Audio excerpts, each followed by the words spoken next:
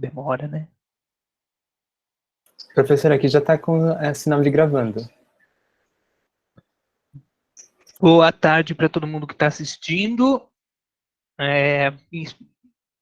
Boa tarde para todo mundo que está assistindo de novo. Né? Eu tive um pequeno problema técnico aqui com a gravação, que eu nunca sei quando começa. E hoje a gente vai continuar essa é a nossa quinta aula de Mate 0111, cálculo. E a gente vai continuar aqui de onde a gente parou na última aula. Vamos começar a ver que operações, boa tarde, é possível fazer com funções. Né? A gente já viu o que é uma função, o que é uma função injetora, sobrejetora, bijetora, função limitada, função periódica. Então, agora a gente vai ver como é que a gente pode fazer para combinar funções. Tá legal? Então, eu vou puxar aqui para o lado para eu poder ver aqui o chat. Qualquer coisa vocês falam no microfone que eu estou ouvindo.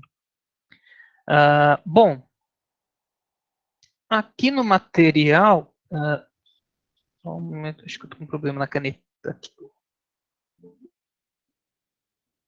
Tá mesmo.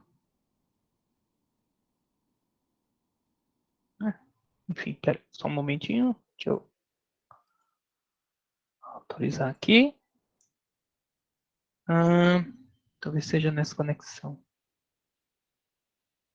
Bom, não é.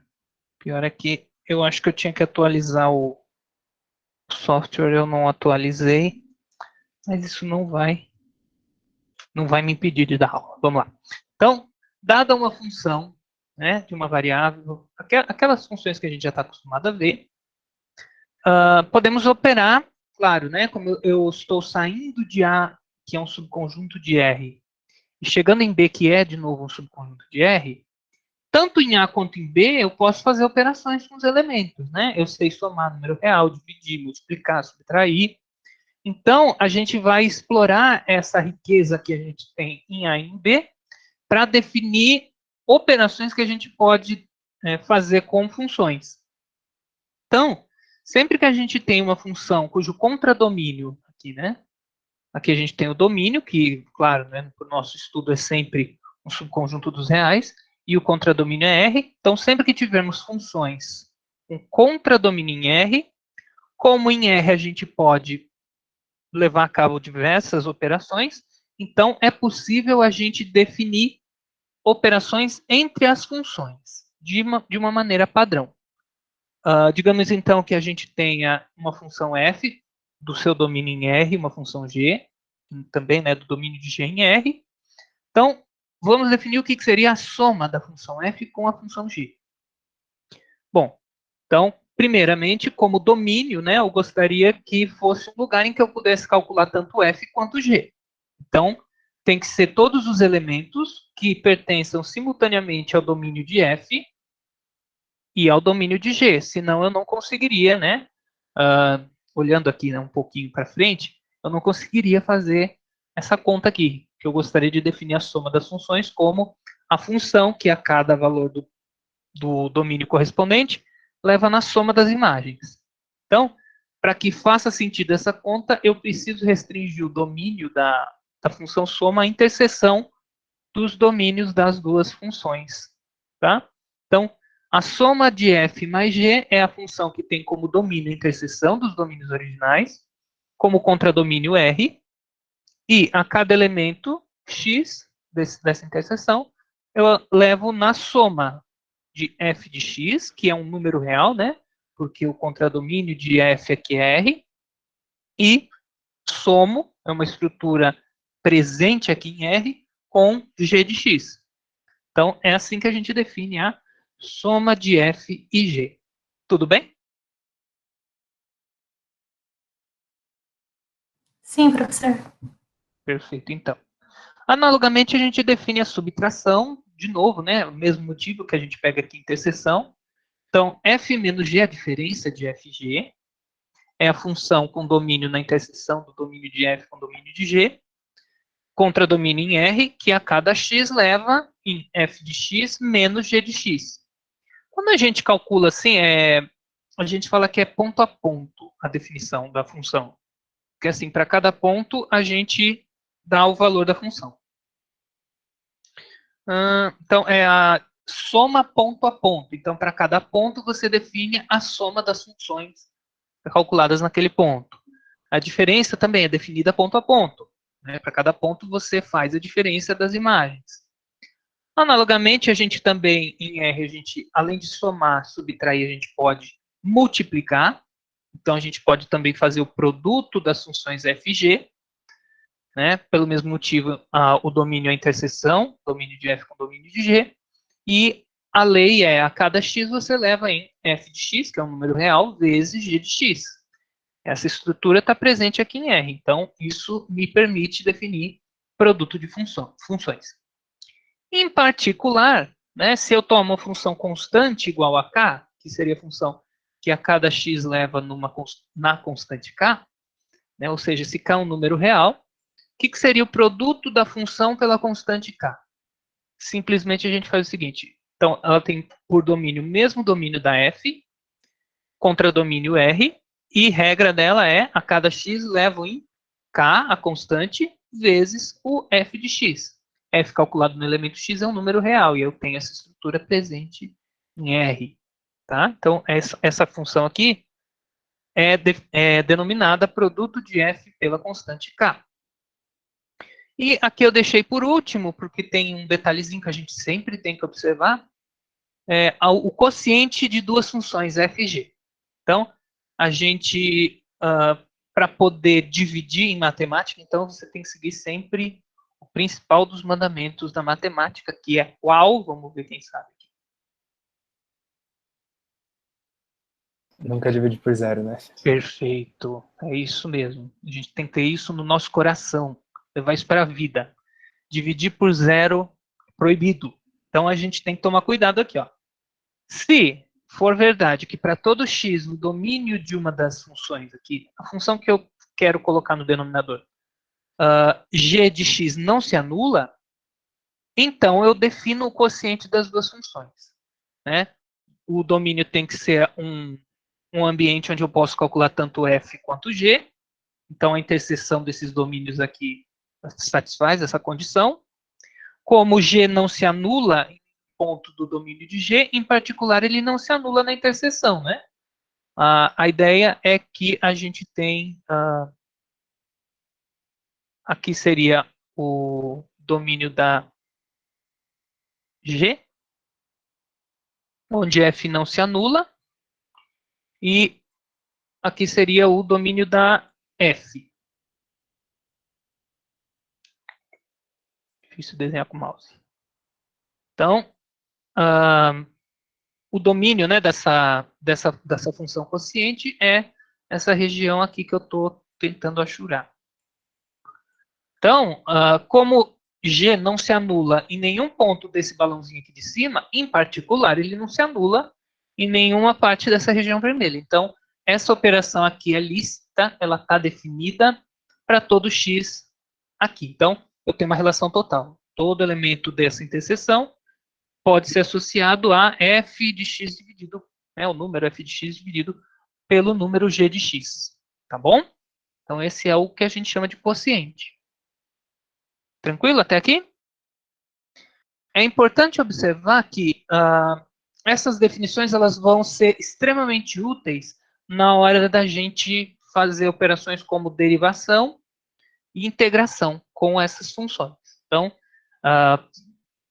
vamos ter regras específicas para somar, para derivar e para integrar somas de função, produto de função, tá? Então, é por isso que eu estou já colocando aqui. Então, agora a gente vai fazer uma outra operação com funções. Tá? Só que é uma operação que é um pouco diferente.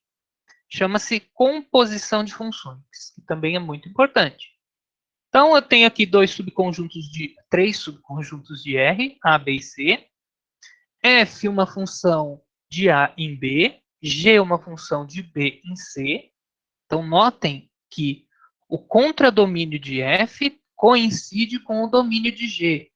Né? Ó, F está chegando onde B está saindo. Então, sejam f e g funções, a composição de f com g é a função, por definição, dada dessa forma. A gente escreve g bola, a gente lê bola, né? F, que tem como domínio o mesmo domínio de A, de F, perdão, como contradomínio o mesmo contradomínio de G, e cuja regra é a seguinte: a cada x, você leva em... Primeiro, eu acho que eu vou fazer aqui, ó. Né? Então, aqui a gente tem A, B e C. Então, a composição é uma espécie de modo de ligar os dois extremos desse diagrama aqui. Ó. Então, aqui, dessa flechinha aqui, eu estou representando a função f. De B para C, eu tenho a função g. Então, eu quero definir uma função com domínio em A e contradomínio em C. Então, eu vou escrever que a função composta é G bola F. É sempre a da direita, bola a da esquerda. Então, aqui, ó, G bola F. Vai ficar mais claro por quê. E como é que ela funciona? Bom, então eu pego um X aqui em A. Qual seria o elemento mais óbvio para eu alcançar aqui em C? Primeiro, eu pego o X e levo ele no correspondente dele em B, que é Fx. É natural a gente pensar isso. E, em seguida, uma vez que f de x é um elemento do domínio da B, ó, do domínio de G, faz sentido a gente calcular G em f de x. Então, a gente vem aqui e calcula G em f de x. Então, é um modo, né, da gente fazer a ponte entre... aliás, da gente fazer a cola, né, a composição de duas funções.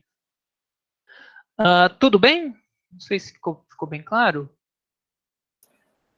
Sim, sim. Certo, então vamos prosseguir.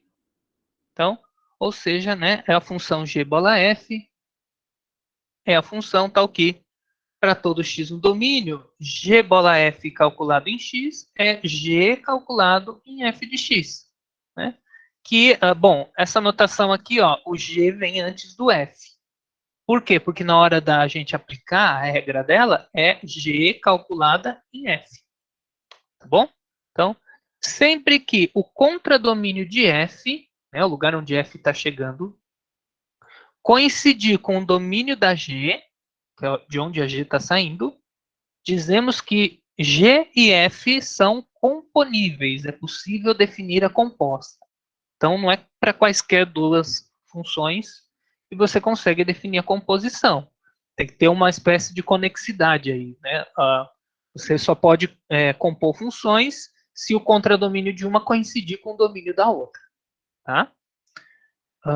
Em termos diagramáticos, e essa é uma linguagem que na minha área da matemática a gente usa a rodo, a gente diz que o diagrama comuta. Isso é uma maneira mais sintética de visualizar o que está acontecendo. Então, falar o diagrama comuta é o seguinte.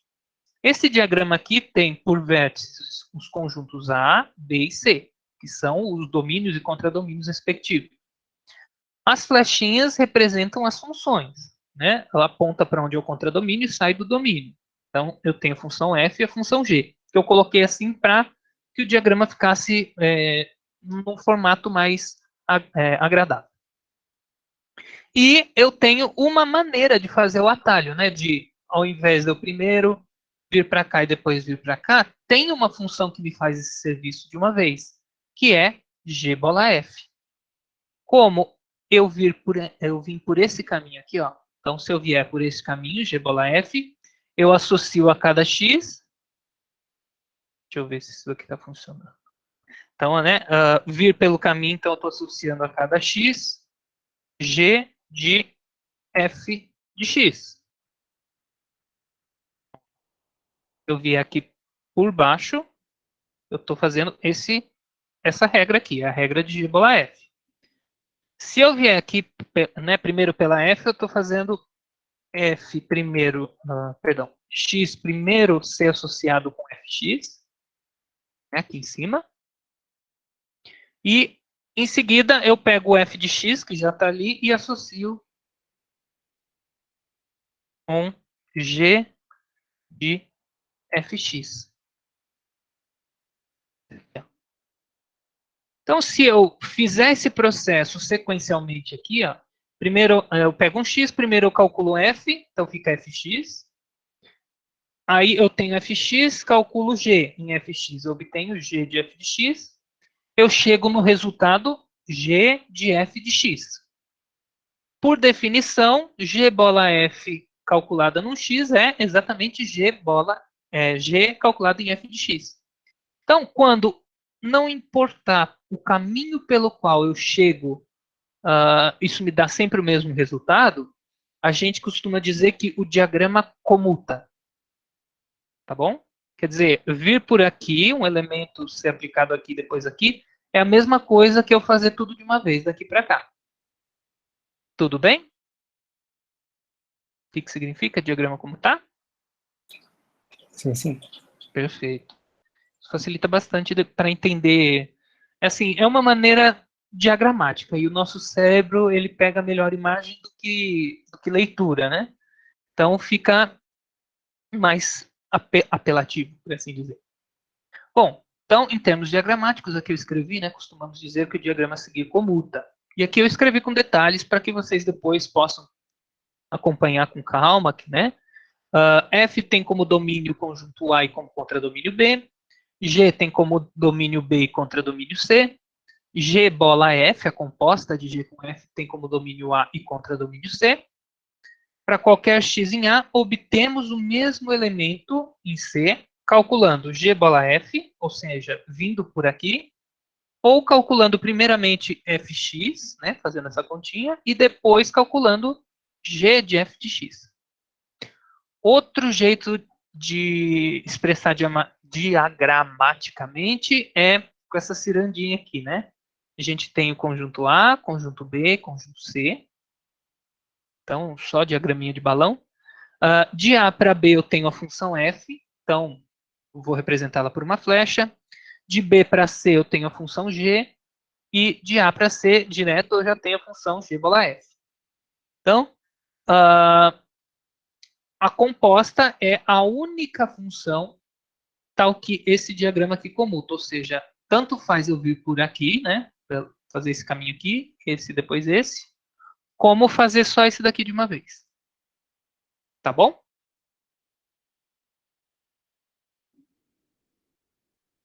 Então, vamos prosseguir aqui para o exemplo. Então, exemplo 68.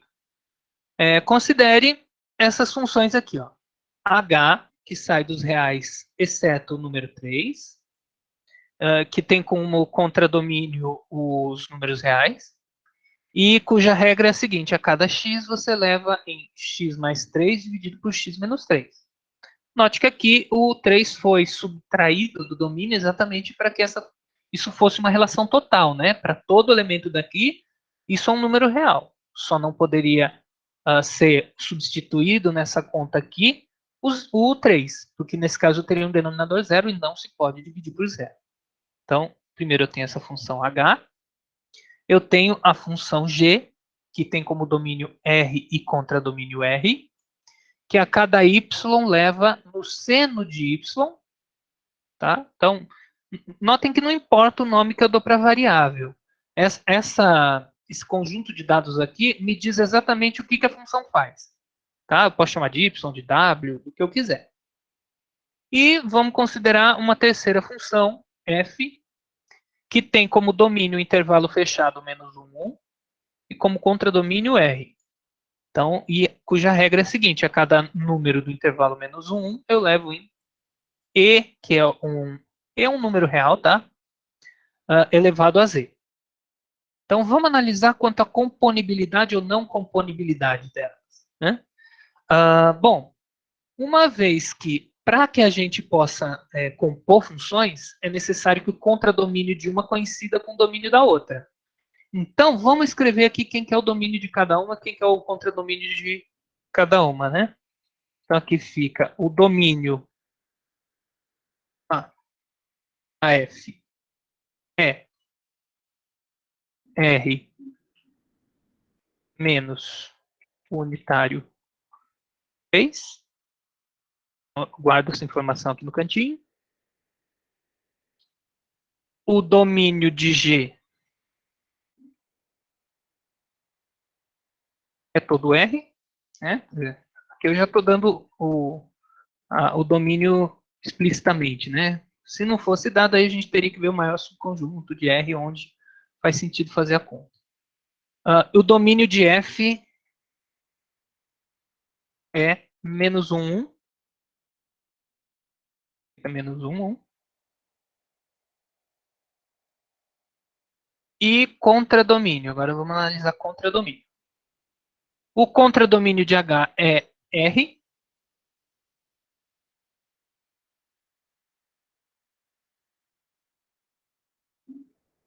Professor, Oi. o primeiro é domínio de H, você colocou F duas vezes. Tem razão. Verdade. Olha. Vamos ver aqui. Opa. Não, esse aqui. É que eu tenho que selecionar. E aí sim, eu venho aqui. E é H. Tá? Obrigado. Eu já ia ficar estranho. Bom. Aqui. O contradomínio de G também é R, né? Então aqui vamos só alterar o H.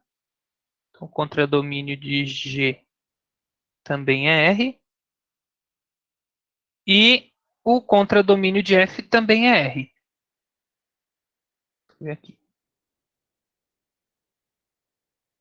Então, quanto ao contradomínio, todo mundo está chegando em R. Então, só dá para eu compor as funções, ou seja, de certa forma, emendar, né, as flechinhas, quando o contradomínio de uma coincidir com o domínio da outra. Então, eu vejo aqui, olha, a função h termina em R. Opa! Que a função h termina em R, certo? O contradomínio dela é R. Então, quem que eu posso compor com H, né? Quem que pode vir depois do H? Alguém que tenha por domínio R. Então, não dá, por exemplo, para eu compor H com F, né? Espera aí. Vamos ver o que eu escrevi aqui, porque eu escrevi melhor. Então, ó, vamos olhar primeiro para G, né?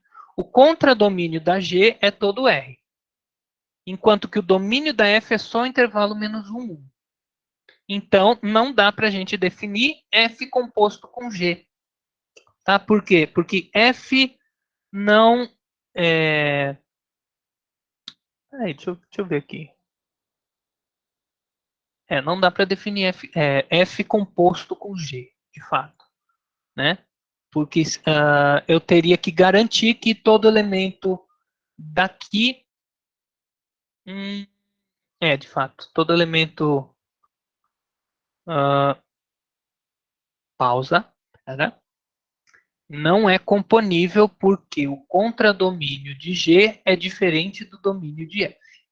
Então, ó, só é componível por definição quando o contradomínio, né, da segunda for igual ao domínio da primeira. Aqui no caso da bolinha. Então, olha, o contradomínio da segunda aqui, que é G, é R. E o domínio da primeira? O domínio da primeira é menos 1, 1. Deu diferente. Então, não podemos definir essa composta. Tá? Então, a gente fala, F não é componível com G.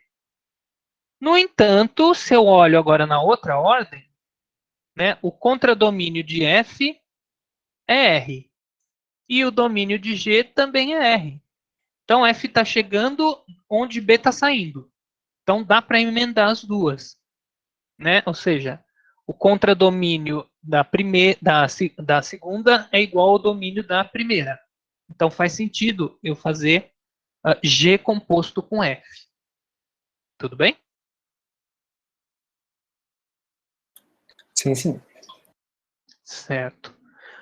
Como domínio, né? De novo, o domínio da composta é igual ao domínio da função que está mais à direita aqui.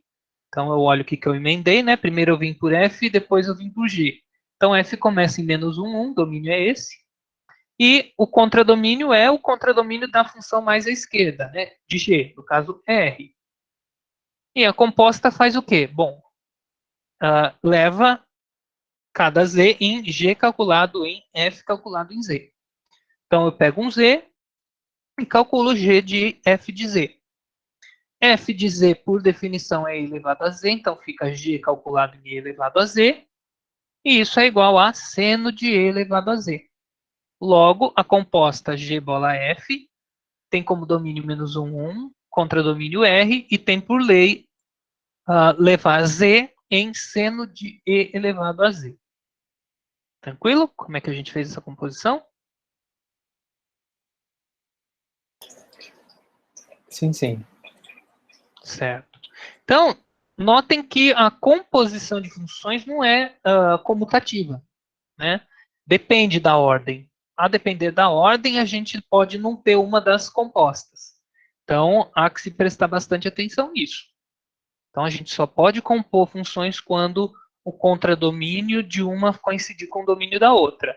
E, para isso, a gente tem que prestar atenção onde, né, em que ordem eu quero emendar as flechinhas. Tá? Então, outro exemplo, olha, como o contradomínio de G bola F, que a gente acabou de construir aqui em cima, é R, e R é diferente de R sem o número 3, que é esse aqui, né? Que é o domínio de H, eu não posso compor a função G bola F, eu não posso compor H com G bola F nessa ordem. Tá? Então, não dá para definir o que é H composto com G bola F. Para que fosse possível, era necessário que o contradomínio de G bola F fosse igual ao domínio de H, que a gente acabou de ver que não acontece. Então, nesse caso, né, o que ocorre é que H não é componível com G bola F. No entanto, o contradomínio de H, se eu for aqui e olho para H, o contradomínio dele é R. E o domínio de G também é R, né? Aqui, ó. Então, eu posso compor G com H, mas eu não posso compor H com G. Então, nesse caso, G é componível com H e a gente pode definir quem que é a composta. Então, vamos lá, a gente já verificou que o domínio da minha função G, da mais esquerda aqui, coincide com o contradomínio da função H, que é que está mais à direita. Vamos verificar o que ela faz. Quem que é o domínio da função composta? É o domínio da função que está aqui mais à direita, né? De onde sai a primeira flechinha. Então, é o domínio de H, que é R menos 3. O contradomínio coincide com o contradomínio da G, da função mais à esquerda. Então, aqui é R. E a regra é a parte mais fácil, né? Eu pego x e levo ele em G calculado em H de x. Então, primeiro aqui eu calculei H de x, deu x mais 3 sobre x menos 3. E em seguida eu calculo G dessa expressão. Então, eu vou tratar toda essa expressão como se fosse o... deixa eu ver aqui. O y. Então, chamo isso daqui de y. E o G leva y em seno y. Então, ele leva x mais 3 sobre x menos 3 em seno de x mais 3 sobre x menos 3. Tá legal? O que a gente fez aqui? Sim, professor. Perfeito. Sim. Perfeito. Aqui nesse exemplo aqui a gente tem mais duas funções. F, que tem domínio em R contra domínio dos reais não negativos, que a cada x leva em x² mais 1.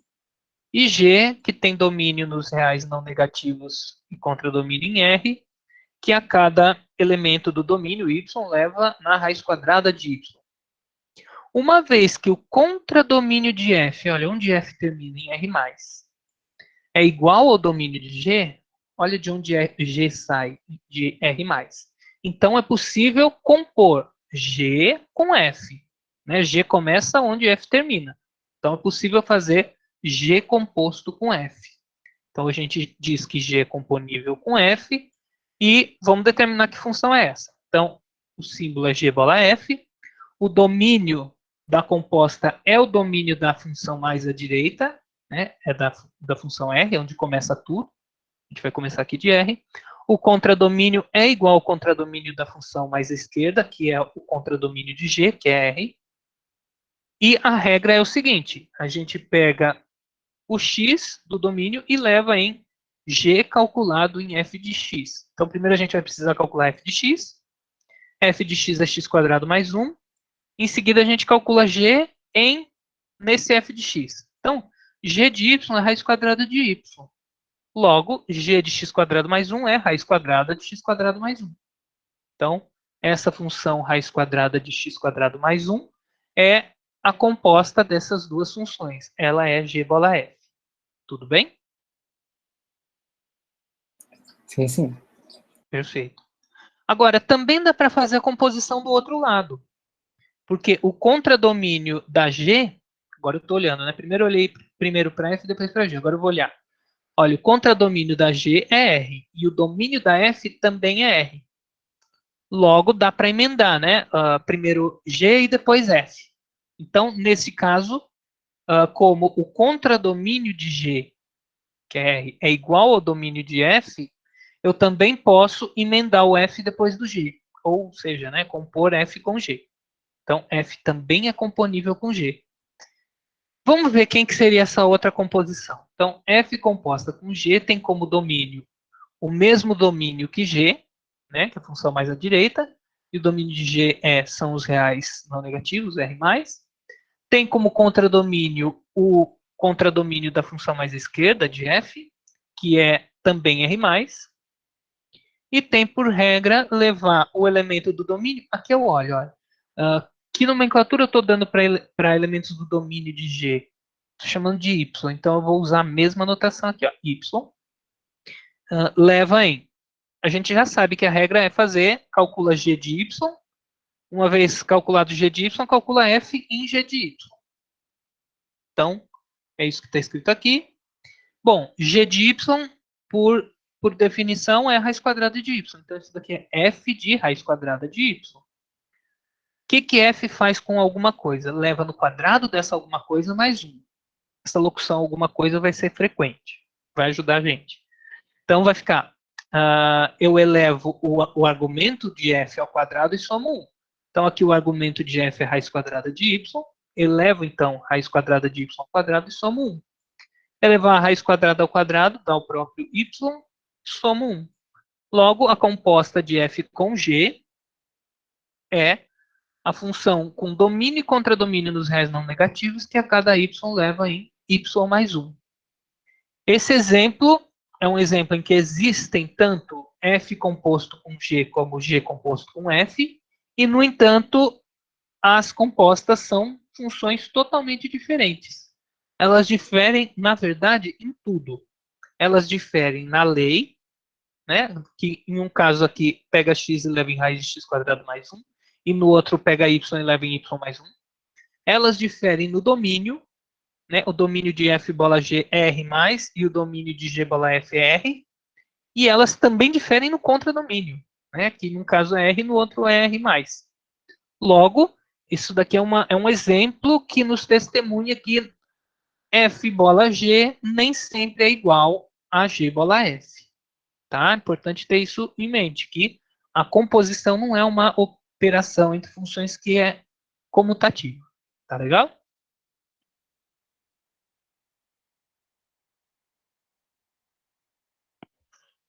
Um pouquinho d'água. Bom, vamos fazer mais composições. Exemplo 70. Pessoal, se vocês estiverem tendo alguma dúvida, pode me interromper, pode escrever ali, que eu tô de olho. Considere essas funções. Então, f com domínio em R, contra domínio em R, que a cada x levam em x² menos 5x mais 6, e g, a função dos reais não nulos, tá? Então, tiro o zero da jogada, que a cada número real associa o seu recíproco, tá? 1 dividido pelo número. Nesse caso, não dá para compor, olha só, não dá para a gente compor G com F. Não dá para eu emendar o G depois aqui, ó, né? Porque o F pode assumir, eventualmente, o valor zero, né? E o que aconteceria se eu pego o elemento daqui que associa ao F o zero? Eu não poderia calcular o G nesse ponto. Então, por isso que a composição de G com F não está definida. Então, não está definida G composta com F, uma vez que o contradomínio de G... perdão, aqui eu escrevi errado. Vou ter que olhar depois. Aqui tá trocado, tá? Uma vez que o contradomínio de F, que é R, não é igual, né? Não é igual porque não está contido no domínio de G. Tá legal? Então a gente pensa assim, né? Eu posso emendar de dois jeitos, dadas as duas funções. Né, eu posso analisar a componibilidade olhando de dois modos. Então eu posso colocar assim, né, aqui é 0 e aqui é R. Então aí eu olho, ó, onde é que G está saindo de R menos 0 chegando em R e F está saindo de R chegando em R. Eu não consigo emendar nessa ordem, eu não consigo fazer G bola F, né? Eu não consigo ligar esses dois aqui, ó, de uma vez, porque o contradomínio da F é diferente do domínio da G. No entanto, se eu olho na outra ordem, né, então eu saio de R sem o 0, vou para R, e de R eu vou para R. Então aqui eu desenho G, eu vou aproveitar o desenho, tá? Então, ó, G sai de R menos 0 e chega em R, e F sai de R e chega em R. Ó, essas duas entidades aqui, ó, contra o domínio de um, coincidiu com o domínio da outra. Então é possível emendar, compor. Em que ordem? F calculado em G. F bola G. Tá legal? Por que de um lado dá certo e do outro lado não dá? Sim, sim. Perfeito. Então vamos prosseguir. Vamos calcular então a composta que existe, que no caso é F bola G. Então, podemos definir F bola G da seguinte forma. Como domínio da composta, a gente pega o domínio, né, da primeira dessas funções, ou seja, da função que está mais à direita aqui. Ó. Então é R sem o zero. R não nulo. Como contradomínio, a gente pega o contradomínio da função mais à direita, que é R. E qual que é a regra? Bom, eu olho aqui que símbolo eu estou usando para representar G, né? A regra de G, então eu estou usando Y, então eu vou copiar o Y aqui. E a regra de F composto com G é, primeiro eu calculo G no Y, e em seguida eu calculo F no resultado. Então vai ficar F calculado em G de Y. G de Y sobre Y. Então fica F calculado em 1 sobre Y, que é, quando eu troco X aqui por 1 sobre Y, obtenho 1 sobre Y quadrado, menos 5 sobre Y mais 6. E pronto. A gente obteve aqui a composição. Observação 71, né? Se eu tenho... isso daqui é uma coisa que a gente já verificou várias vezes, né? Que o domínio da composta é o domínio da função mais à esquerda, mais à direita, perdão, e o contradomínio da composta é o contradomínio da função mais à esquerda. Tá certo? Tranquilo até aqui? Sim, sim. Perfeito. Então, vamos ver a... aqui eu defini de novo. Acho que tem repetição aqui. Isso daqui já foi definido, né? Eu acho que aqui tem coisa repetida. Deixa eu só conferir. Tá repetido. A definição 67 coincide com a definição, tem o mesmo conteúdo que a definição 72. Menos mal, menos material para a gente rever. Agora, vamos verificar que sob certas condições adequadas, a gente pode compor várias funções. Basta que essas funções estejam encadeadas da maneira correta, no sentido em que o contradomínio de umas coincida com o domínio da próxima. Tá? Então, se eu tiver uma sequência de funções, né, em que o contradomínio da anterior sempre coincide com o domínio da próxima, então eu posso compor todas elas. Não preciso me restringir só a compor duas funções, eu posso compor 3 ou mais. Então, aqui está a situação que é, eu tenho uma função h de A em B, uma função G de B em C, né? Notem que o contradomínio de H coincidiu com o domínio de G. E eu tenho uma F de C em D. Então, o domínio da F, C, coincide com o contradomínio da G. Logo aqui eu tenho pelo menos duas componibilidades bem claras.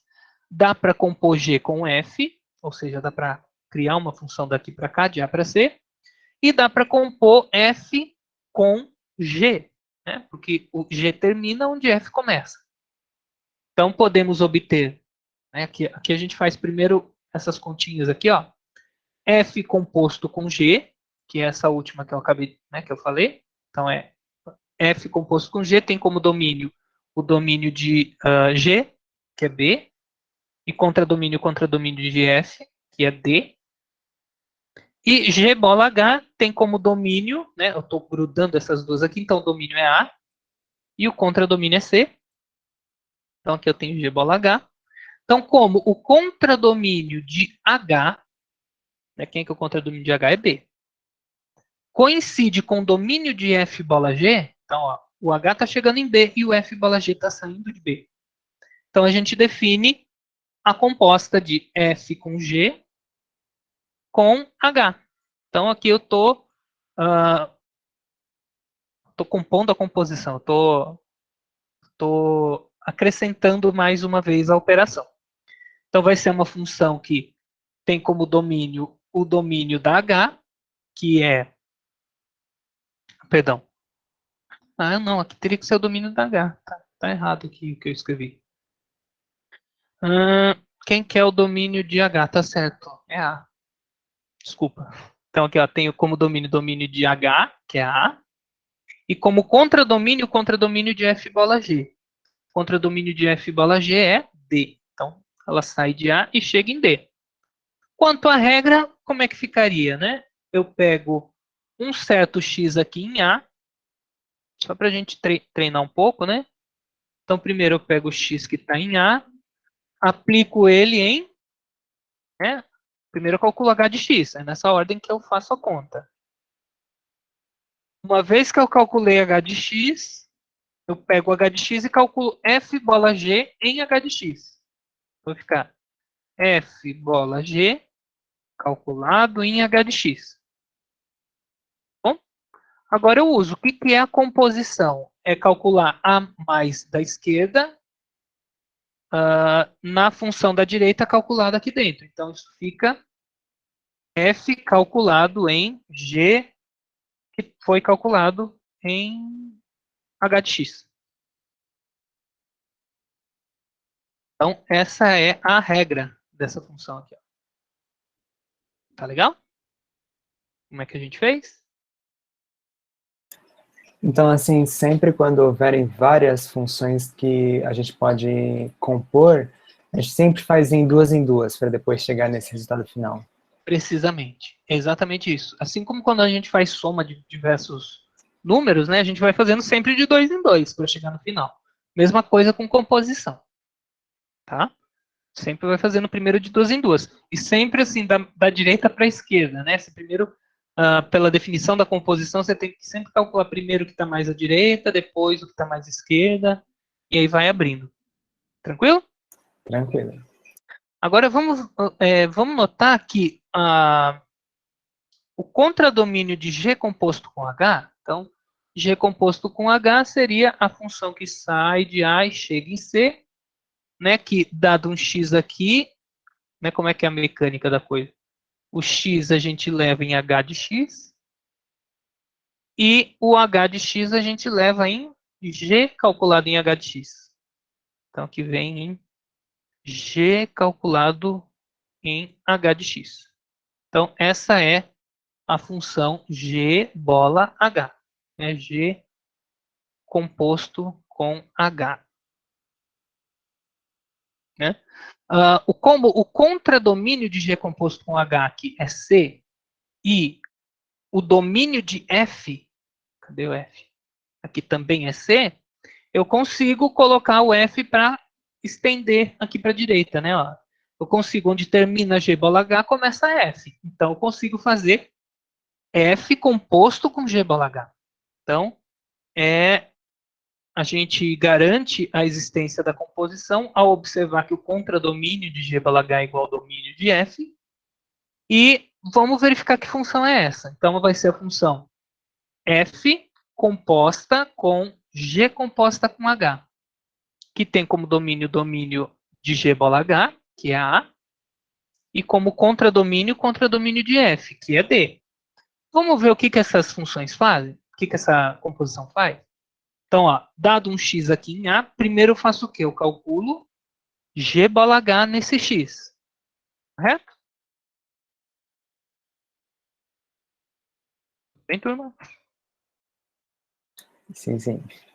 Agora, G bola H de x, por definição, é G calculado em H de x. Em seguida, eu calculo F no resultado. Então, eu vou ter que calcular F nesse elemento aqui. Então, vai ser levado em F de G de H de x. Então, eu tenho essa regrinha aqui. Agora, vamos pensar um pouco. Momento Telecurso 2000.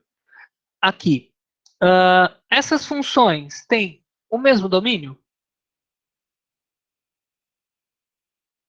Sim, sim. Tem o mesmo contradomínio? Também. E a regra é igual? Ela é? É, né? Porque, olha, no primeiro caso, o x eu estou levando em f calculado em g calculado em h de x. E no segundo caso também, eu pego x, o resultado vai ser f calculado em g calculado em h de x.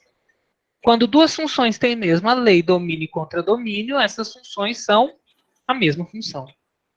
Conclusão.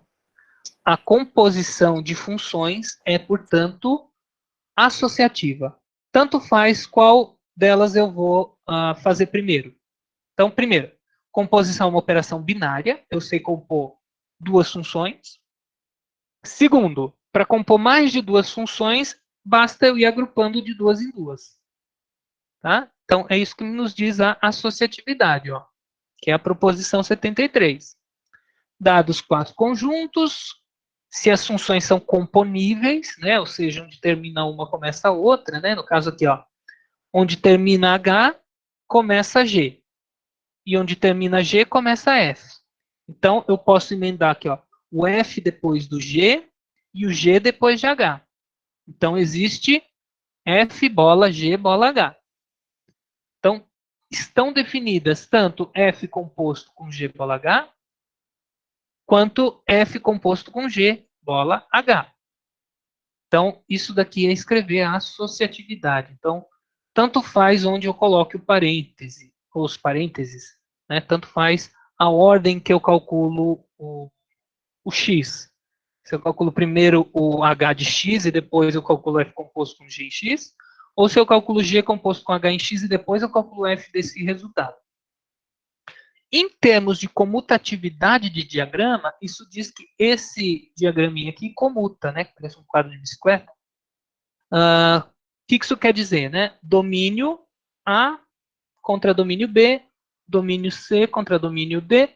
Então, de A para B eu tenho a função H, de B para C eu tenho a função G, né? De B para C. De C para D eu tenho a função F, essa daqui. Bom, então, onde é que ficaria o G bola H? Então, G bola H seria fazer esse caminho aqui, ó. Primeiro eu calculo H, depois eu calculo G. Então, isso é G bola H, essa seta aqui. E F bola G seria calcular o quê? Bom, primeiro eu calculo G e depois eu calculo F. Então, F bola G significa isso. Dizer que esse diagrama comuta quer dizer tanto faz o caminho, eu vou sempre obter o mesmo resultado saindo de A e chegando em D, não importa qual caminho eu faço. Ou seja, se eu faço esse caminho aqui, ó, de cima, ou seja, se eu tenho F bola G bola H, que é esse termo da direita aqui, isso me dá o mesmo resultado que fazer F composto com G bola H. Que, por sua vez, é a mesma coisa que eu fazer F composto com G composto com H. Tudo bem? Por que comuta aqui? O que significa comutar? Sim, sim. Perfeito. Aí que eu coloquei a demonstração foi algo que eu já falei coloquialmente aqui, então eu vou pular. Então, quando você tem uma operação em mãos, a gente já pode fazer uma pergunta, que é, essa operação tem elemento neutro? Né? Será que tem algum elemento ali com o qual eu componho que me devolve sempre a mesma função? Resposta, sim. Vai ser sempre a identidade do domínio ou do contradomínio, depende do lado pelo qual você vai fazer a composição. Então, sejam A e B conjuntos, F uma função de A em B. Então, como não é a composição não é uma operação associativa, comutativa, associativa é. Então, é razoável esperar que ela tenha elementos neutros distintos à direita e à esquerda. Afinal, é diferente quando eu faço, né, dos dois modos possíveis. Então, o que eu estou afirmando nessa proposição? Que F composto com a identidade do domínio é F. Seja qual for a minha função F. E a identidade do contradomínio, né, note que aqui o B é contradomínio da F, composta com F é F também. Então, essa proposição nos diz, então, que a função identidade do domínio é elemento neutro à direita da composição com F, e a identidade do contradomínio é o elemento neutro à esquerda da composição com F. Para verificar isso é super simples. Então, primeiro, né, eu teria que verificar que, para verificar, por exemplo, essa primeira igualdade, tem que verificar, eu estou querendo verificar uma igualdade de funções. Verificar a igualdade de funções corresponde a verificar a igualdade de três entes: domínio, lei e contradomínio. Então, essas duas funções têm o mesmo domínio, né? O domínio de F bola identidade é o domínio da identidade de A, que é A. E o domínio de F é A. Então, os domínios coincidem. Ok. Os contradomínios coincidem? Sim, porque o contradomínio dessa composição é igual ao contradomínio de F. Então, o contradomínio coincidiu. Agora, basta a gente verificar se vale a lei, se a lei é a mesma para cá e para F. Né? Então, vamos calcular, dado um elemento do domínio qualquer. Então, essa generalidade de eu não pegar nenhum específico, eu estou pegando assim, ó, seja A um elemento de A. Só estou usando a propriedade que ele é um elemento do domínio. O que é F composto com a identidade calculado em A? Por definição de composição, isso é F calculado na identidade calculada em A. Mas identidade calculada em A é o próprio A. Né? Então, a identidade ela faz o que? Ela leva cada elemento de si mesmo. Então, pensando assim no sentido do que é ser defunto. Defunto é que não faz nada, né? Não tem mais a função. Então, dentre as funções, a função que é defunta, por aí, né? Mesma origem de palavra, aquela que não faz nada é a função identidade. Né? Ela leva o A no próprio A. Interessante essa analogia. Então, ó, e de fato, né? Então a gente obteve aqui, ó, F composto com identidade de A dá F de A. Então, de fato, aqui foi feita a continha com mais detalhe e segue o resultado. A demonstração dessa outra igualdade é totalmente análoga. Tá? Você faz de um jeito muito parecido. Até aqui tranquilo, pessoal? Sim. Perfeito. Então, agora vamos para as inversas. Então, a gente, assim como no caso, né, a gente viu que a composição não era uma operação comutativa, a gente, apesar desse pesar, a gente tem o seguinte: a composição é associativa e tem elemento neutro. Quando a gente pensa em elemento neutro para uma operação que não é comutativa, a gente tem que olhar para os dois lados, né? Então, foi isso que a gente fez. Vamos pensar agora em elemento inverso. O que seria um elemento inverso para uma operação? Seria um elemento que, operado com algum já dado, me dá o elemento neutro. Por exemplo, para a soma de números reais, o elemento neutro é o zero. Né? Zero mais qualquer número é qualquer número. O elemento oposto de um certo número real y é um elemento que, tal que, somado a y dá zero. Ou seja, o elemento oposto é menos y. Ou soma é comutativa, então tanto faz. Você primeiro fazer menos y mais y ou fazer y menos y. No caso da multiplicação, nos reais sem o zero. Então, dado quem que é o elemento neutro do produto? 1, né? E quem que seria, por exemplo, o elemento oposto de um número real não nulo? O seu recíproco, né? Então, é o elemento, o número real, que multiplicado pelo número x dado, me dá o elemento neutro. No caso, o elemento neutro é o 1. Então, seria, dado um número x não nulo, qual que seria o y tal que x vezes y dá 1? O y teria que ser 1 sobre x. Então, é nesse mesmo espírito que a gente vai procurar inversas à direita e à esquerda. Então, o que vai ser dado uma função, né? Ao contrário dos casos que a gente viu, em que todos os elementos do domínio do discurso que eu estava falando tinham o oposto, o inverso, nem toda função vai ter inversa à direita e inversa à esquerda. Então, a gente vai analisar algumas condições para que elas tenham inversa à direita e para que tenham inversa à esquerda. Vai ver que isso tem a ver com sobrejetividade e injetividade. Né? Lembram da função eu tinha falado lá da oposta, da relação oposta? Você troca domínio por contradomínio e inverte a ordem dos pares. Então, aquilo lá tem a ver, né? Se uma função é injetora, a oposta dessa relação é uma relação unívoca. Se a função é sobrejetora, a oposta é total. Opa, então a oposta de uma função que é bijetora, ou seja, injetora e sobrejetora, está me dando uma relação unívoca e total. Ou seja, a oposta, que é só eu trocar a ordem dos pares, né? Se aqui era xy, aqui é yx, está me dando uma outra função. Que função vai ser essa? A inversa. Tá?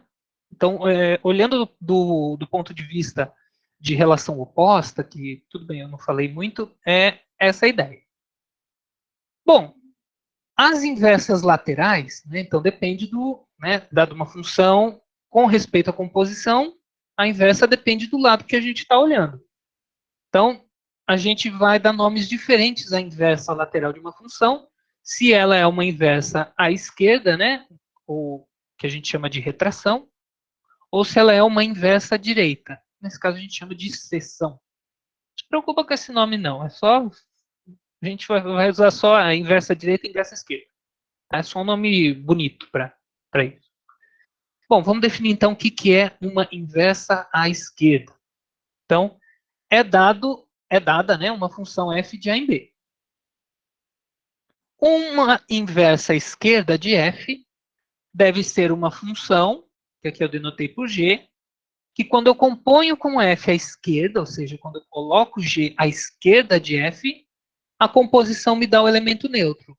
Quem que é o elemento neutro aqui? Tem que ser a identidade de f, porque afinal, essas duas funções, para serem iguais, tem que ter o mesmo domínio.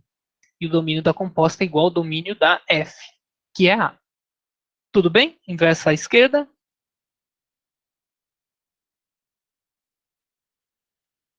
Sim, sim. Pode repetir? Claro, claro. Então, é assim, ó. Então, eu quero definir inversa à esquerda de f. Então, eu tenho uma função f. A inversa à esquerda, se existir, vai ser uma função g. Tem que dar algum nome para ela, eu chamei de g.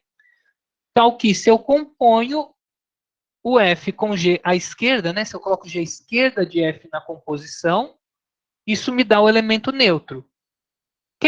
O elemento neutro da composição é a identidade de alguém. Aí eu tenho que ver de qual conjunto a identidade tem que ser para que seja igual a essa composição. Aí eu lembro que o domínio de uma composição é igual ao domínio da f, né, da função mais interna aqui. Ó. E o domínio da f é A. Então, tem que ser a identidade do A. Tudo bem? Eu falei muito rápido? Não, ok, obrigada. Tá. Tudo bem, turma? Então, o que é uma inversa à esquerda? Notem que a inversa, ela faz exatamente o caminho inverso. Se f sai de A e chega em B, a sua inversa, se existir, vai ser uma função que sai de B e chega em A. Então, ela faz o caminho inverso. Ela, digamos assim, ela desmancha o que F faz. Tá legal? Né? Porque, afinal, se F fez alguma coisa com A, G desfaz essa coisa e, portanto, quando eu faço essas duas operações, eu volto, na verdade, né, digamos assim, né, eu tenho duas caixinhas. Uma é F, uma é G e uma é F bola G. Aí eu coloco ali o elemento A na caixinha do F. A F vai fazer uma alteração no A. Aí quando eu coloco esse elemento alterado na G, a G desfaz a alteração que eu fiz na F. O que equivale a, de uma vez, eu pegar e colocar o elemento e devolver o próprio elemento. Tudo bem?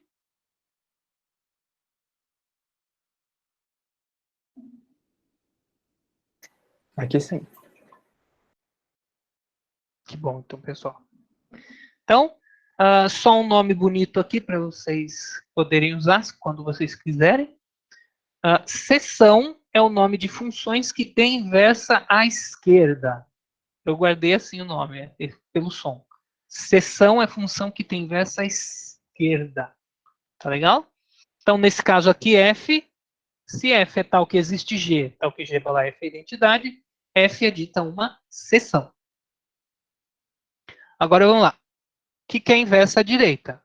Vai ser mutatis mutandis, inversa à esquerda, né? Então vamos ver. Dado uma função f de A em B, então, dado está aqui, uma inversa à direita vai ter que ser uma função, né? Sempre que eu falar de inversa, o domínio da função vai ser o contradomínio da original e o contradomínio vai ser o domínio da original. Então, a inversa, seja direita ou esquerda, de uma f, vai ser sempre se existir uma função de G em A, perdão, de B em A. Então, dada uma função f, uma função de B em A é uma inversa direita de f, se e somente se, quando eu compuser G à direita de f, quando eu coloco aqui o G à direita do f na composição, isso me dá identidade. Aí eu tenho que ver qual identidade. Bom, tem que ser a identidade do domínio dessa composição. E o domínio dessa composição coincide com o domínio de G, que é B. Então, tem que dar a identidade de B. Tudo bem? Que é uma função inversa à direita.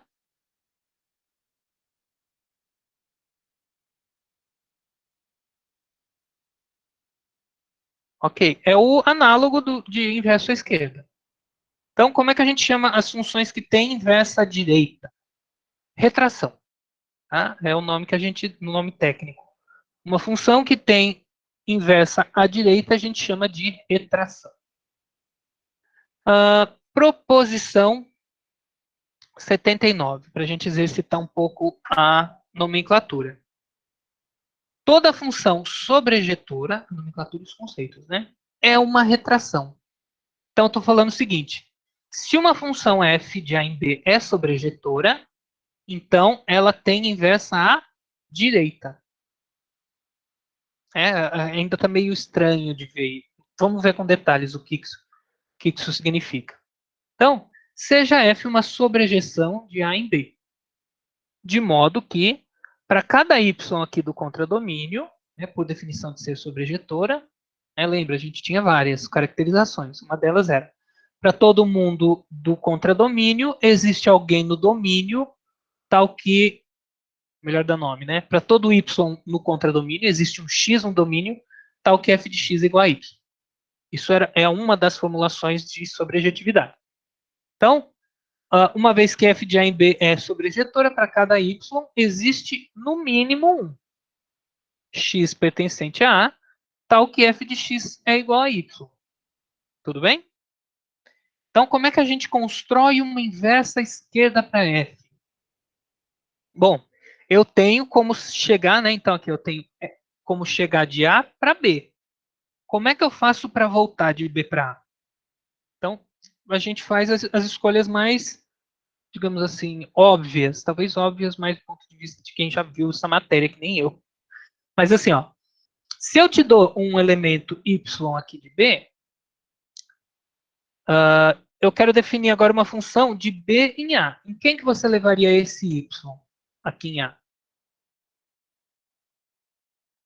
Vamos ver se vocês têm sugestões.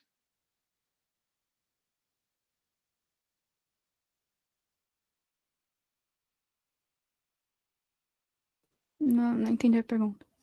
Assim, eu tenho, por enquanto, vamos olhar assim, como se eu só tivesse essa sobrejeção de A em B, tá? Então, para cada elemento em B, por F ser sobrejetora, existe no mínimo um elemento de A tal que F desse elemento dá o elemento de B que eu tomei. Eu quero, né, o que essa proposição aqui me diz é que toda função que é sobrejetora tem uma inversa à direita, tá?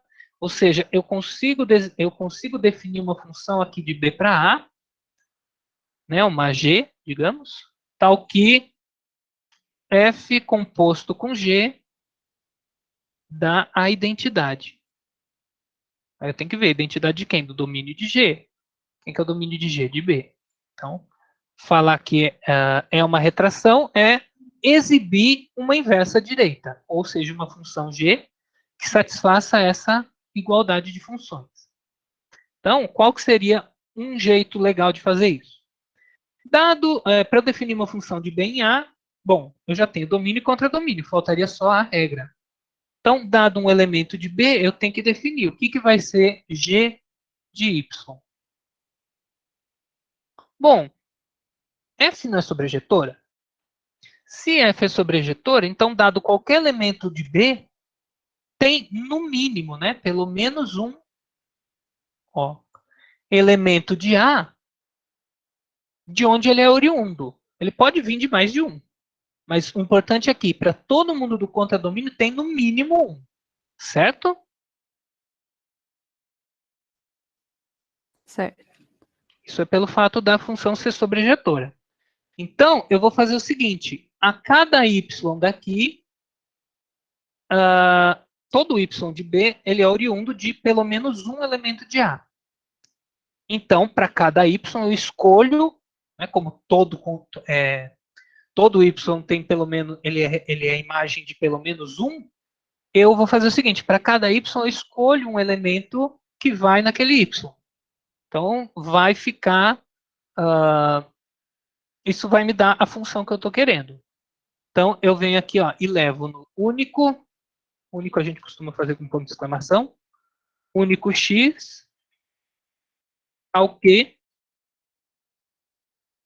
ponto espaço aqui, não, eu vou escolher um x, né?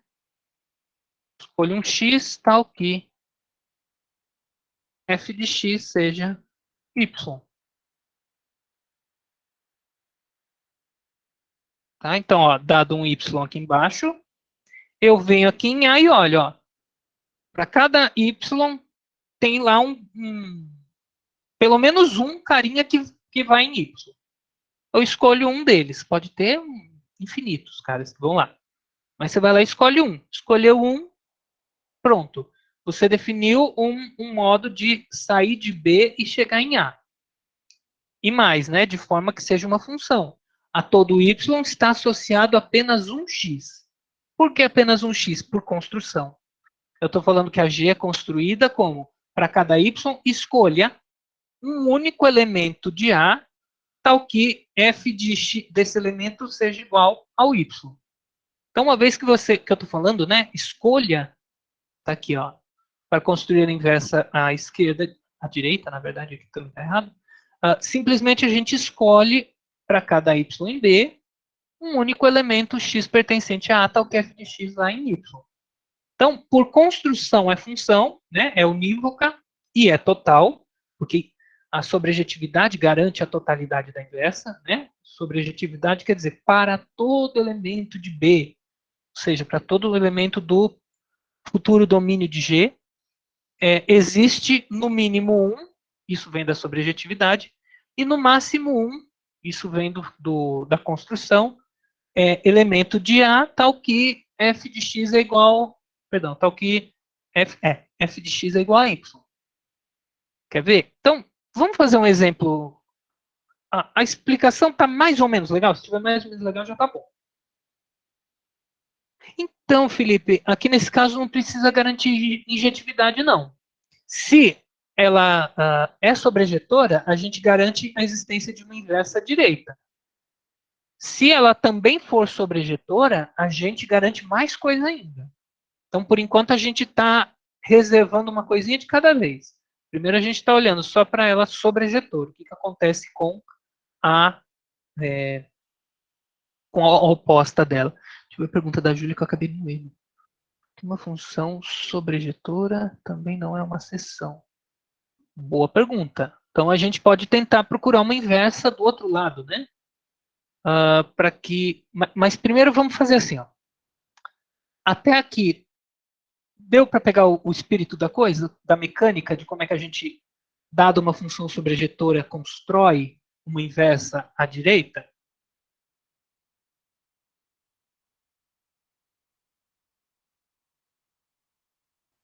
Tá? Vai ficar mais claro. Vamos fazer com um exemplo concreto. Aqui eu vou lá no comecinho, vou ver se tem algum diagrama de balão de função sobrejetora e a gente vai determinar quem que é a inversa. Mas eu queria uma sobre que não fosse injetora. Cadê? Essa não é função, porque não é unívoca.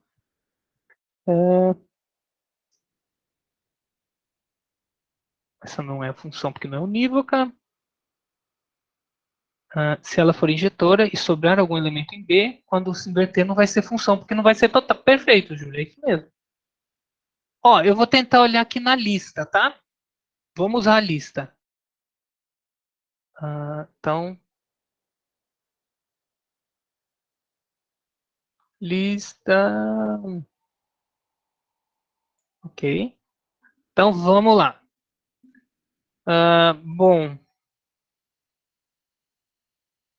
uma função aqui que é sobre-ejetora, mas não é injetora. Que droga, os exemplos que eu dei não tem nenhuma que satisfaça isso. Bom.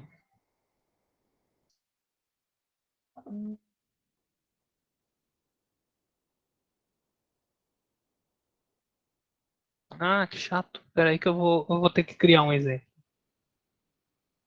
Vou voltar nas notas de aula. Então, aqui eu vou fazer o conjunto A, o conjunto B, que eu vou colocar os elementos A, B, C, que eu vou colocar 1 e 2. E aí eu vou colocar quem que são como é que essa função funciona. Então, o A, digamos assim, vai no 1. Nossa, muito grosso traço. Então, vai ficar assim, né? O A vai no 1, por exemplo. O B vai no 1 também. E o C vai no 2. Pronto. É uma função? Sim, né? Uma relação do primeiro conjunto aqui, que eu não coloquei o nome, né? Mas é o conjunto A e esse daqui é o conjunto B. Então, é uma relação de A em B, é um conjunto de pares ordenados. Total, todo elemento do A é base de alguma flecha. E é unívoca. Todo elemento aqui é associado a um único elemento do contradomínio. Tudo bem? Tranquilo até aqui? Sim, sim. Agora, essa função aqui, eu vou chamar de f, ela é sobrejetora? Ela é? Ela é, perfeitamente. Né? Dado qualquer elemento do contradomínio, tem alguém de onde ela veio. Né? Ela veio de algum elemento do domínio. Então, por exemplo, o 1 ele vem tanto de A quanto de B. E o outro elemento, que é 2, ele veio do C. Tá? Então, todo mundo aqui veio de algum lugar. Então, de fato, é uma função sobrejetora. Pela proposição 79 aqui, essa função tem uma inversa direita. Então, eu vou tentar copiar, vamos ver se consigo. Então, a gente vai querer construir uma que faz o caminho inverso, tá? Vou selecionar a região aqui.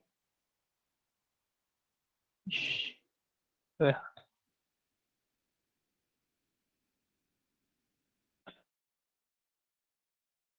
Não tem jeito, eu vou ter que pegar um por um.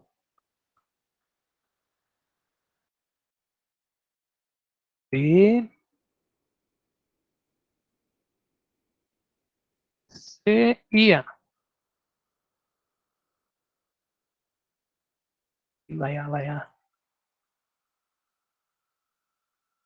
Foi. E o A aqui.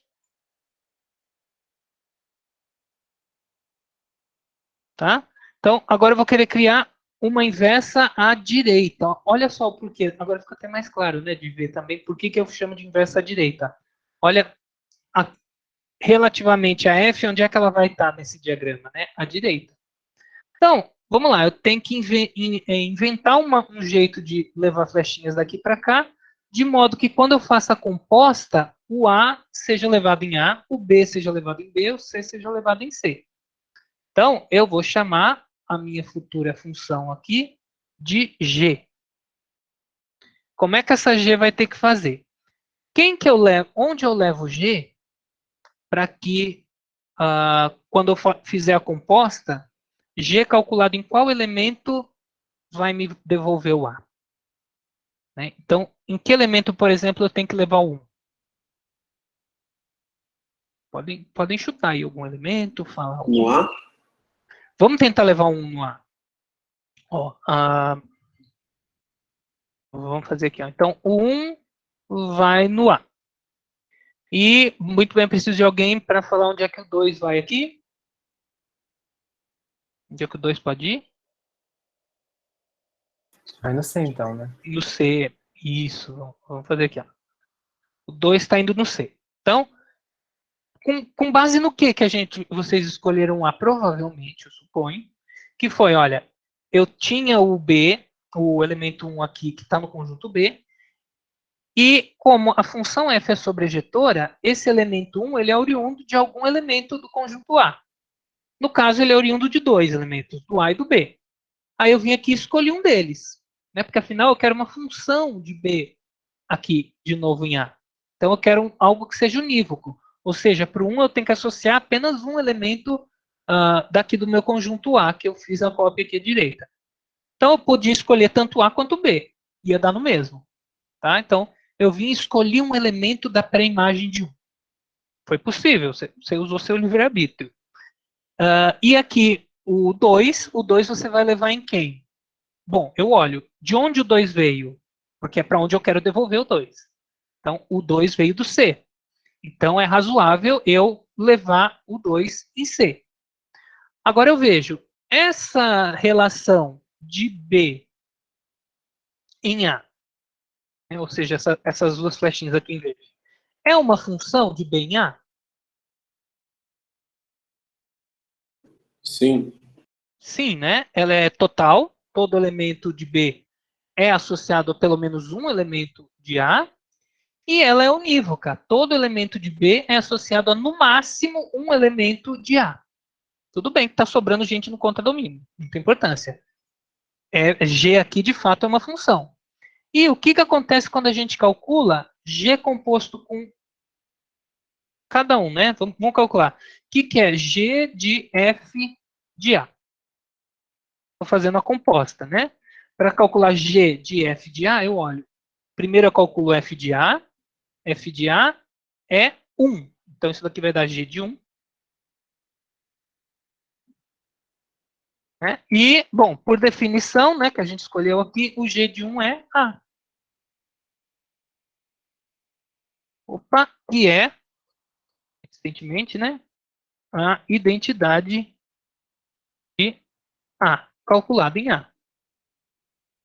Então, para o primeiro elemento deu certo. Agora a gente tem que ver se para isso, se para B também dá certo. Vamos lá. Então,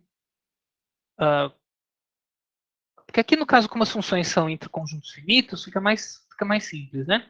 Então, vamos verificar onde é que essa composta está levando B. Então, o que, que é G de F de B? Primeiro eu calculo o que está mais para dentro. Tá? Então, quem que é F de B? Onde B está indo? Em 1. Então, isso daqui é G de 1. E quem que é G de 1? G de 1 é A. Aham. Não deu identidade, mas tudo bem. Não Então, tem para problema. dar identidade, teria que ser bijetora? Teria que ser bijetora para dar identidade. Eu fiz alguma pressuposição errada. Mas vamos só terminar aqui para fazer o do C. Ó, vamos ver o que acontece com G de F de C. Então, quem que é G bola F calculado em C? G de F de C, primeiro eu calculo quem que é F de C, é 2. Então, isso é G de 2. E G de 2 é onde 2 está sendo levado, que é no C. Né? Então, e o C é a identidade do conjunto A calculado em C. Então, ok, a gente fez essas 3 continhas aqui. Então, olha, se fosse de fato... pera lá. Percebam, G não é uma inversa à esquerda de F. Né? Porque para ser uma inversa à esquerda, quando eu componho G à esquerda de F, isso teria que me dar identidade. E quem que é a testemunha aqui? Quem que é o elemento que estraga tudo? Que fala que, não, essa composta não é identidade. O B, perfeitamente, Paula. Então, esse daqui é testemunha de que G não é uma inversa esquerda de F. Opa, F não tem inversa esquerda. Isso contrariou a proposição? Não. Eu que me confundi. Porque aqui o que a gente estava tentando construir, o que eu estava tentando construir de uma maneira que no final a gente acabou vendo que não tem como, é uma inversa à esquerda. E o que a proposição diz é que toda sobrejeção é uma retração, ou seja, tem inversa à direita. Isso responde à pergunta da Júlia, né, que perguntou. Não. Espera, acho que é. Pergunta da Júlia, né, que se a função fosse injetora e sobrasse algum elemento em... não dá certo porque ela não é injetora. Ela não vai ser função porque não vai ser total. Bom, até aqui nenhuma contradição, porque o que a gente estava procurando não existia. Né? Não era algo garantido pela proposição. A proposição garante que, se ela é sobrejetora, ela tem inversa à direita. E aqui a gente estava procurando uma à esquerda, né? Olha, G está à esquerda de F. Tudo bem? O que deu errado aqui?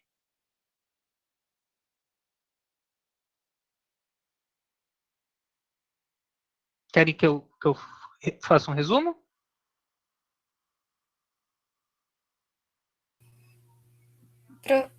Oi, pode falar. Desculpa. Então, para a função poder ser inversa, ela tem que ser sobrejetora e injetora. Não adianta ela ser só um, porque Isso. senão se inverter não vai dar certo. Então, é mais ou menos isso. É assim, se ela é sobrejetora, ela tem inversa, mas é de um lado só. E se ela é injetora, como a gente vai ver depois, ela tem inversa, mas também é de um lado só. Para que tenha uma inversa dos dois lados, uma função que sirva de inversa tanto pela direita como a esquerda, é preciso que a gente, olha que palavra bonita, consubstancie as duas, né? Que a gente una essas duas propriedades. Então, que ela seja tanto injetora, para que ela tenha uma inversa esquerda, como sobrejetora, para que ela tenha uma inversa direita. Então, se ela for as duas coisas, ela tem uma inversa bilateral, que a gente chama simplesmente de inversa. Tudo bem? Tá. Agora, resumindo, o que tinha dado errado aqui no que eu estava falando? Eu quis exemplificar que uma função sobrejetora tem inversa à direita. No entanto, o que eu construí aqui com essa G, o que eu fiz com essa G aqui foi tentar construir uma inversa à esquerda, por isso que não deu certo. A função f, por não ser injetora, não tem inversa à esquerda. nenhuma função que você defina de B para A é capaz de tornar essa composição a identidade. Foi isso que deu errado. Tá bom? Ou melhor, eu explicar de outra forma, não sei se ficou bem claro. Vamos fazer, Henrique, vamos fazer. A inversa à direita, né? Que é o que a gente queria desde o começo. Bom, a inversa à direita, portanto, tem que ser uma função, né, de novo, né, para ser inversa à direita, eu tenho que fazer f bola g. Então, g tem que sair de B e... peraí. Espera um pouquinho. F de A em B injetora, então vou precisar de alguém que chegue... Perfeito, é isso mesmo. Então, vou precisar fazer aqui uma cópia do B. Vou fazer ela aqui embaixo.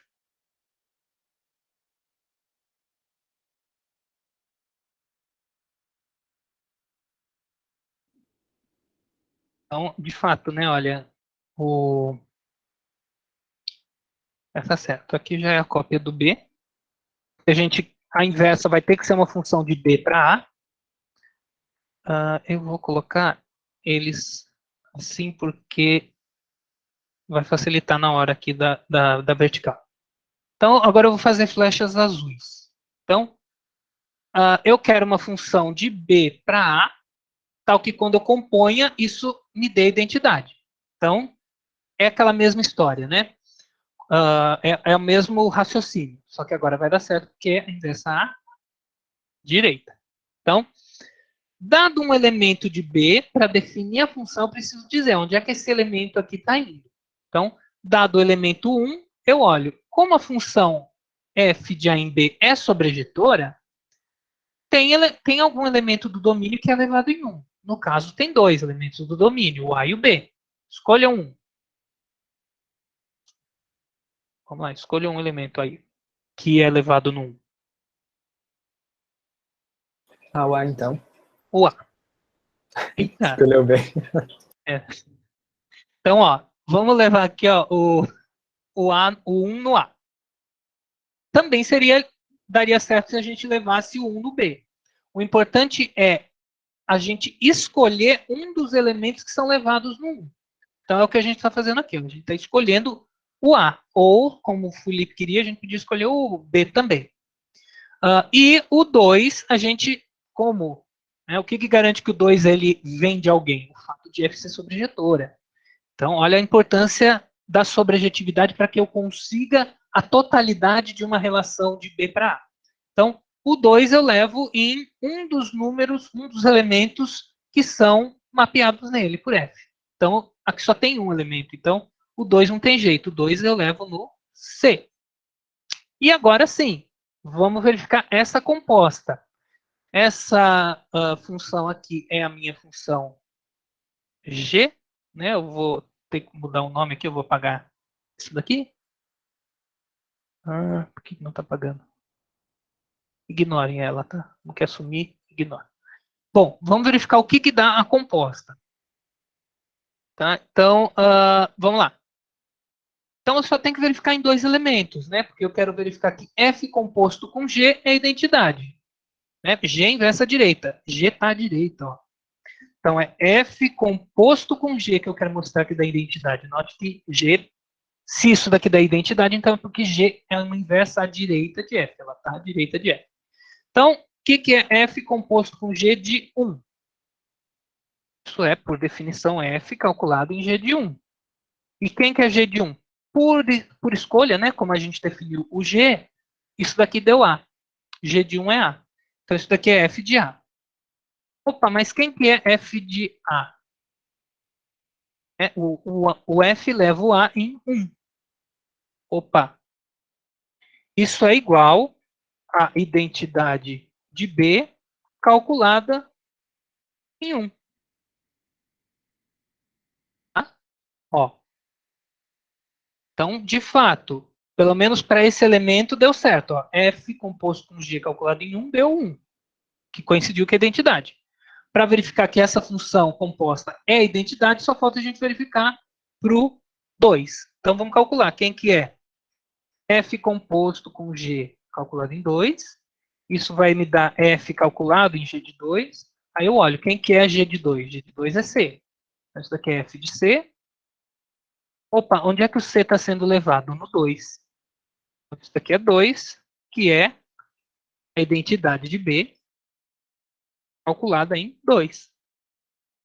Opa, então, F bola G tem como domínio B e contradomínio B. A função identidade de B em B tem como domínio B e contradomínio B. Elas têm a mesma regra. Né? O F bola G leva 1 no mesmo elemento que a identidade leva 1. E o F bola G leva o 2 no mesmo elemento onde a identidade leva o 2. São funções de mesma lei, mesmo domínio e mesmo contradomínio, portanto, são a mesma função. Tá legal? Então, de fato, olha, desse jeito, eu consigo sempre, dado uma função que é sobrejetora, construir uma inversa à direita. Tá? Então, notem, isso foi importante, né, que a inversa da função sobrejetora vem à direita da função, na hora de escrever igualdade com a identidade. Deu para entender melhor o espírito da coisa? Fazendo assim no caso unitário, acho que fica melhor. Que ótimo, então. No caso infinito, a ideia é essa, só que você, para cada elemento, você pode fazer. O princípio é o mesmo. Se uma função é sobrejetora, você vai em cada elemento do contradomínio, né, que se você quer definir uma função do contradomínio do domínio, você escolhe um elemento de onde ele veio e mapeia esse elemento ali. Então, a única coisa que você precisa saber fazer para criar uma inversa direita de uma função sobrejetora é escolher um elemento da pré-imagem, que sempre vai existir porque a função é sobrejetora. Então, notem que a sobrejetividade da F garantiu a totalidade da relação de B em A. Né? O que quer ser total? A todo elemento daqui, de B, existir no mínimo um elemento aqui em A. E isso é verdade por quê? Porque eu pedi que F fosse sobrejetora. Então, a sobrejetividade é a propriedade dual da totalidade. Tá legal?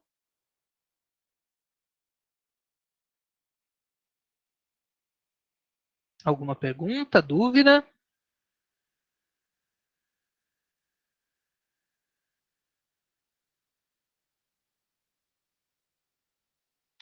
Certo. Bom,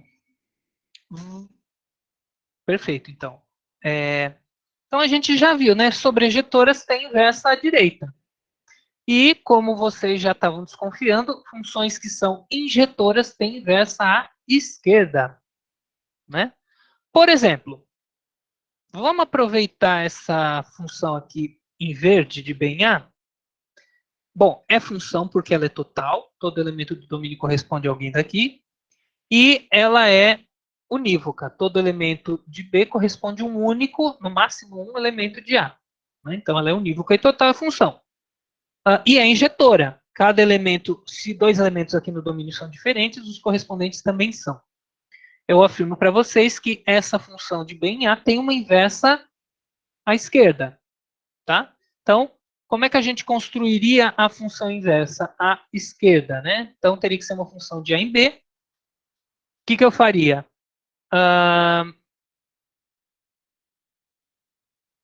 Não, pera. Acho que não dá, né, gente? Sem sobrejetividade não dá. Porque eu não teria onde levar o B. Então,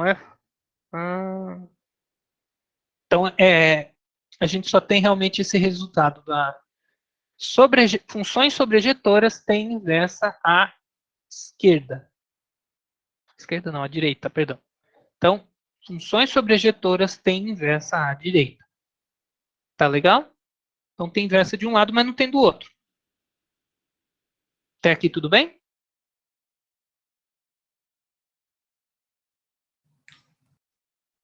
Só para arrematar aqui, agora sim, o que é a inversa de uma função? Agora eu não estou mais restringindo, né? À direita, à esquerda. Inversa é uma função Então, vamos lá. Dada uma função f de A em B,